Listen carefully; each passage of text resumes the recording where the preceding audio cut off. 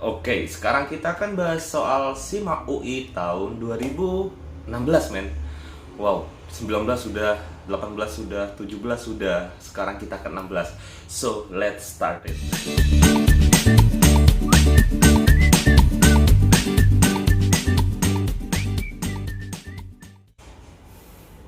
Oke, jawaban dari nomor satu adalah inelastis. Dari mana? Yakni didapatkan melalui rumus delta Q dibagi delta P dikalikan P1 per Q1. Delta Q-nya adalah 50 min 50.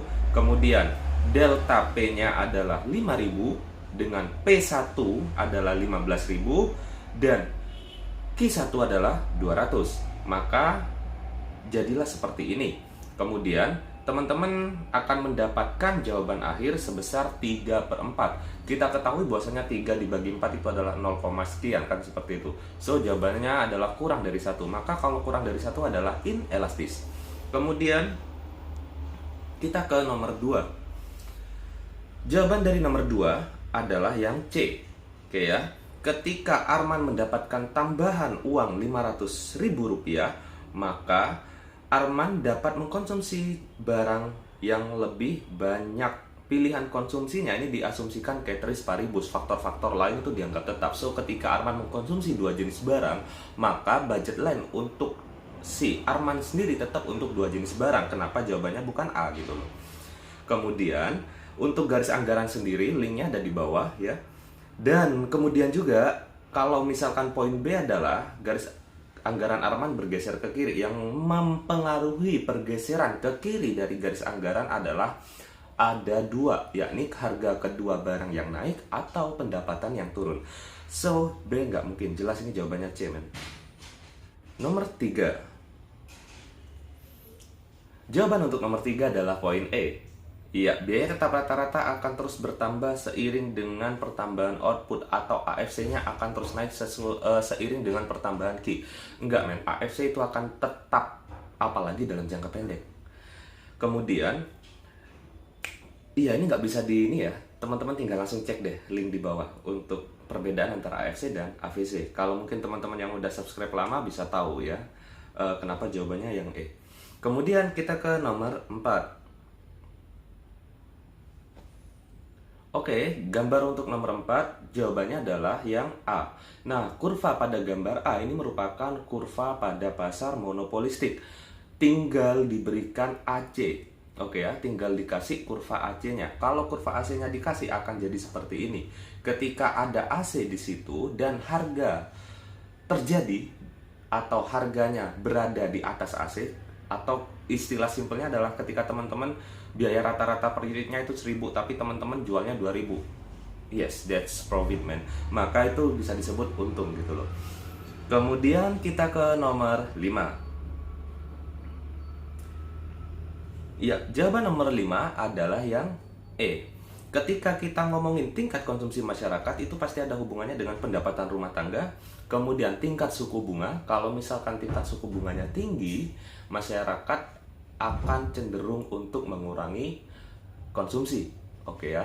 Kemudian jika tingkat suku bunga rendah, masyarakat lebih memilih untuk holding money dan kemudian dibelanjakan berupa barang-barang. Nah, kemudian kita di ekspektasi masa depan. Ini ada di soal SIMAK UI yang tahun sebelumnya, kalau nggak salah itu 2018 atau 2019. So, kalau misalkan 2019, ini tahun 2016 yang muncul di 2019. 4 tahun kemudian dia muncul. 3 tahun kemudian dia muncul. Bahwasanya ekspektasi di masa depan ketika orang-orang ngantri BBM, karena asumsikan BBM akan naik sehari kemudian atau 2 hari kemudian. Itu ekspektasi orang-orang di masa yang akan datang, maka dia meningkatkan konsumsinya di saat itu juga.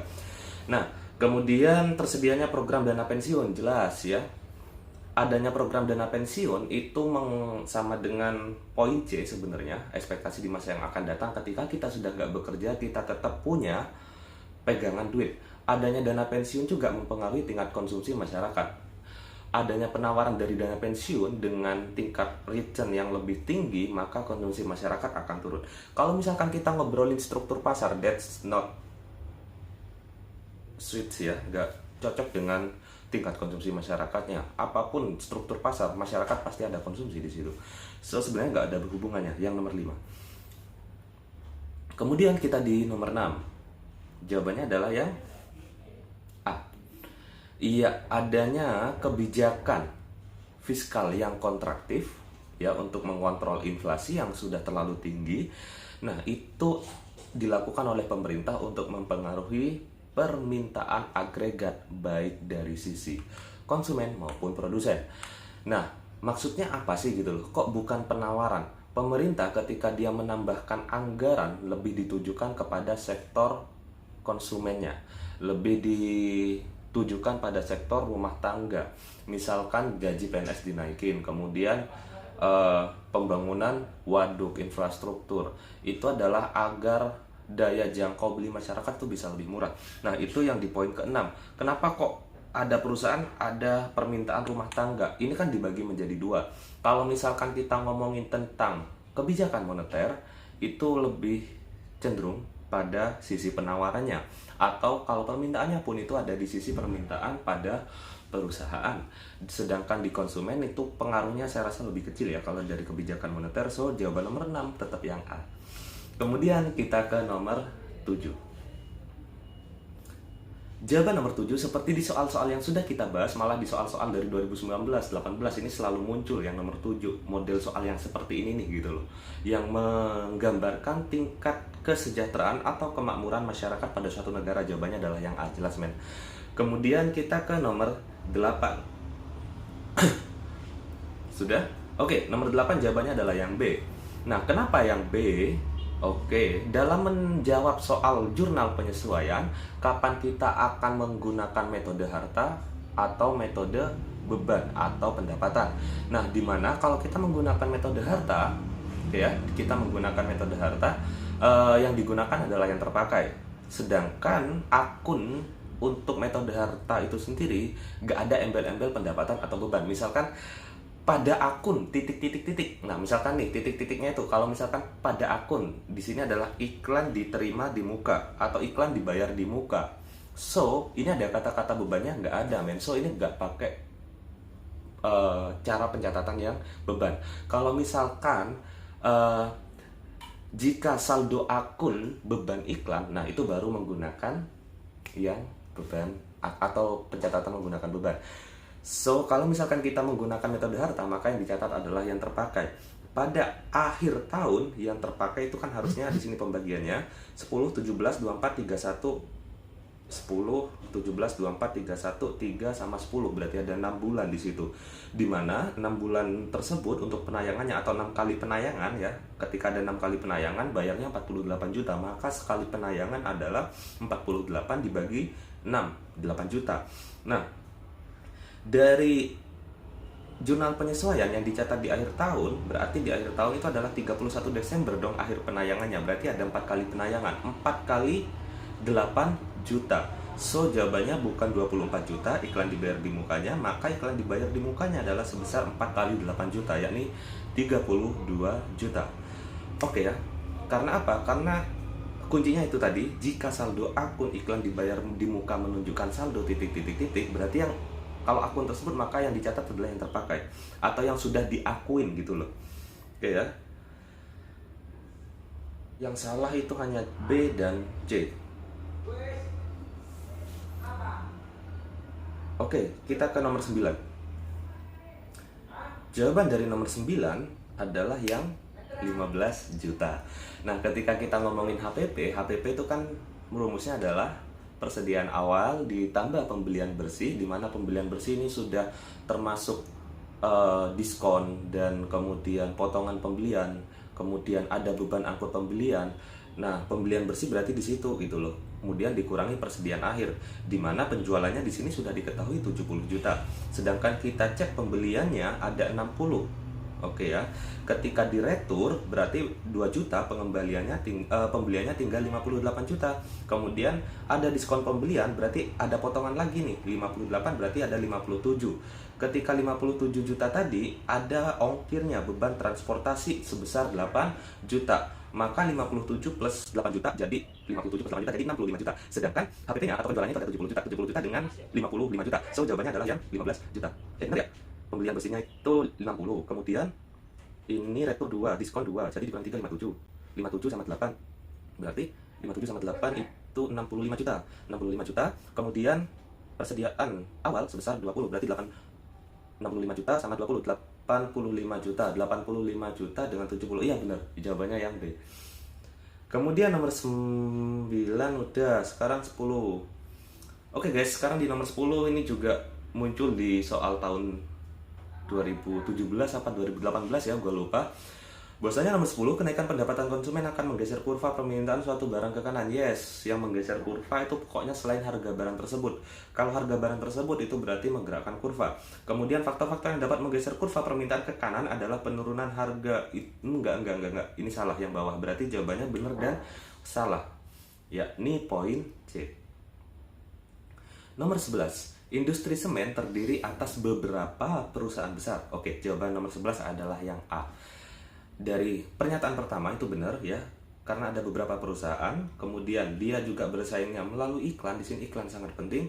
So, itu merupakan karakteristik dari pasar oligopoli. Kemudian yang bawah, karena dia bersifat oligopoli, pelaku pasar sedikit dan produk yang dihasilkan hampir serupa satu sama lain. Bukan serupa, tapi hampir. Inilah yang dimaksud dengan terdiferensiasi. Dan pernyataan atas dan bawah itu saling berhubungan. So, jawabannya adalah yang A. Kemudian kita ke nomor 12. Kasus gagal bayar, jawabannya nomor 12 adalah C. Yang poin atas benar, yang poin bawah salah. BI itu nggak ngurusin sektor pasar modal, institusi keuangan non-bank, itu merupakan tugas dari OJK. Kita ke nomor 13. Nomor 13 jawabannya adalah 2 dan 4. Iya, jawabannya adalah yang C.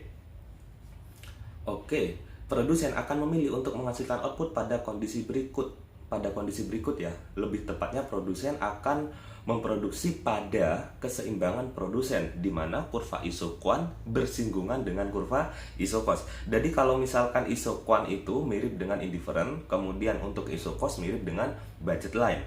Ketika di poin pertama, kenapa poin pertama salah? Anggaran produksi itu lebih gede dibandingkan harga total. Jadi kurvanya seperti ini nih, anggarannya di sini. Oke ya, anggarannya di situ, tapi dia mampu berproduksinya di bawah, kan mending nggak produksi gitu loh. Dia akan memproduksi sesuai anggarannya. Kemudian itu yang poin 1, kenapa poin 1 salah. Kemudian kita ke poin 3, kenapa poin 3 salah. Ini juga sebenarnya penjelasan dari poin 1. Harga kedua faktor produksi pada kondisi paling murah. Nah, kondisi faktor produksi itu paling murah di situ gitu loh, tapi dia anggarannya lebih gede daripada itu gitu. So, dia harusnya bisa menambah terus hingga mencapai titik batas anggarannya. Kalau misalkan dia anggarannya segitu, tapi dia inputnya hanya segitu gitu loh, tenaga kerja dan mesinnya hanya segitu. So, sayang banget gitu loh. Yang mana produsen akan memaksimalkan secara efektif dan efisien seluruh faktor produksinya atau inputnya. Jadi, poin 3 juga salah. Kemudian kita cek poin 2, kurva isocos bersinggungan. Nah, ini baru benar kata gue. Kemudian kita cek poin 4, perbandingan harga kedua faktor produksi sama dengan perbandingan output marginalnya. Maksudnya apa sih gitu loh? Maksudnya adalah dia mencapai laba maksimum. Maksudnya di sini harga kedua faktor produksi sama dengan perbandingan output marginalnya, atau penambahan produksinya itu sama dengan perbandingan harga faktor-faktor produksi dia, input-inputnya gitu loh. Jadi total biaya yang dia keluarkan sama dengan total hasil yang dia terima atau output yang dia terima. So, jawaban nomor 13 adalah 2 dan 4, yang C. Sekarang kita ke nomor 14. Nomor 14 adalah D. 4 doang men. Dimana dalam jangka panjang, ingat pasar persaingan sempurna, perusahaan memperoleh laba ekonomi sebesar 0 atau labanya normal, B aja.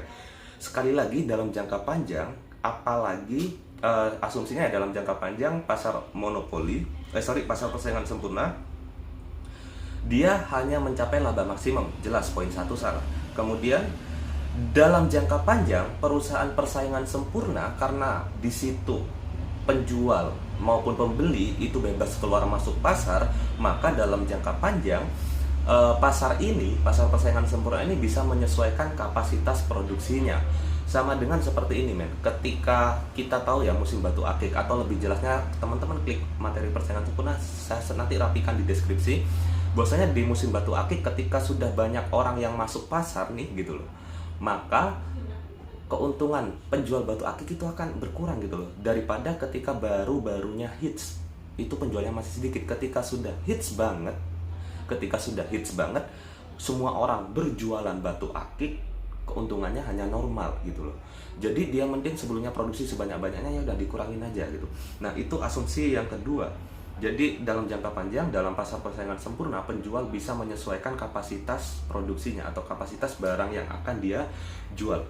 Kemudian kita ke poin 3, tidak ada perusahaan yang ingin keluar dari pasar. Enggak, dalam jangka panjang mereka sudah akan tahu pasar itu seperti apa. So, kalau misalkan pasarnya lagi profit, mereka makin banyak yang masuk. Ketika pasarnya diketahui profitnya makin berkurang, maka yang masuk nggak ada, malah makin banyak yang keluar. Jadi seperti itu. Kemudian kita ke nomor terakhir. Oke, saya rasa tahu ya. Nomor 15 jawabannya adalah C. Triknya untuk absolute dan comparative advantage, keunggulan mutlak dan keunggulan komparatif, intinya seperti ini. Simpelnya, saya sederhanakan sekali untuk konsep comparative dan absolute advantage, bahwasanya kalau absolute itu adalah keunggulan mutlak, yang berarti telak gitu, mutlak, gak bisa diganggu gugat, dimana keunggulan tersebut hanya dimiliki oleh negara yang mampu memproduksi barang tersebut, dan negara yang hanya bisa produksi barang tersebut bertransaksi dengan negara yang nggak bisa memproduksi barang tersebut. Itu yang absolut. Sedangkan yang komparatif ini merupakan perbandingan, compare. Kedua negara sama-sama bisa memproduksi mobil, tapi ternyata untuk produksi yang lebih efisien ada di negara yang ini. Maka negara ini lebih memilih untuk impor saja daripada